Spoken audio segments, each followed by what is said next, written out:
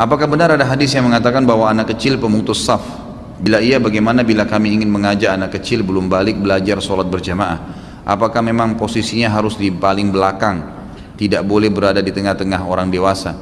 Tidak dikatakan, tidak ada lafaz hadis yang mengatakan anak-anak pemutus saf, tapi yang ada adalah memang kalau anak-anak itu masuk dalam saf, kemudian mereka keluar bermain-main, kan gitu, maka yang berdiri di saf harus merapatkan. Kalau tidak, berarti terjadi pemutusan saf. Itu betul, gitu kan?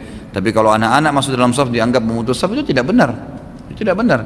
Abdullah bin Abbas, Abdullah bin Umar, ya kan gitu, sahabat-sahabat Nabi yang masih muda-muda, itu waktu mereka mulai belajar hadis dari Nabi SAW dan mereka ikut berjamaah sholat di masjid, itu mereka belum balik. Abdullah bin Umar itu pertama belajar hadis umur 9 tahun bersama Nabi SAW. Abdullah bin Abbas umur 10 tahun.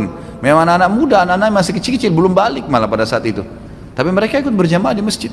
Abdullah bin Umar mengatakan tidak pernah ketinggalan sholat berjamaah di masjid selama beliau memang tidak ada udzur, beliau selalu hadir di masjid, gitu kan?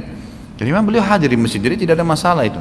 Makanya saya sarankan ikhwah-ikhwah yang mau ajak anaknya untuk belajar mengajar mereka berjamaah, biasakan dulu kiat ini, jalankan ya. Biasakan yang poin pertama, anak kita ikut dulu sholat di rumah. Kita lagi sholat sunnah, ajak anak kita sholat di sebelah, gitu kan? Biarin dia terbiasa dulu dengan gerakan-gerakannya. Jadi dia mengenal, berdirikan di sebelah kita supaya dia mengenal saf, gitu kan? Rangkul pada saat selesai sholat kalau dia masih lari-lari. Bahasakan walaupun dia belum bisa ngomong. Saya berapa kali terapin ke anak-anak saya. Jangan dianggap anak kena belum bisa ngomong berarti dia tidak paham, enggak. Ya, coba ngomong.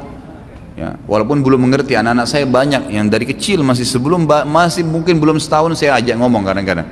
Ya, saya ajak ngomong ya dengan kalimat-kalimat yang saya harapkan supaya jadi baik. Insya Allah jadi anak solihah ya nak, insya Allah jadi anak soleh ya. Dinasihatin, di ngomongin. Kalau saya lagi sholat di sebelah saya, sering anak saya laki-laki ikut. Lalu saya setelah dia lari-lari, saya ajak lagi duduk ya di sebelah saya nasihatin lagi. Walaupun dia masih belum mengerti, belum 2 tahun, tapi saya ngomong sama dia, orang kalau sholat nggak boleh lari-lari ya, dinasihatin saja. Nanti satu waktu tiba saatnya di mana dia sholat, kalau kita sholat dia tahu, dia berdiri di sebelah kita, ruku dia ruku, kita sujud dia sujud.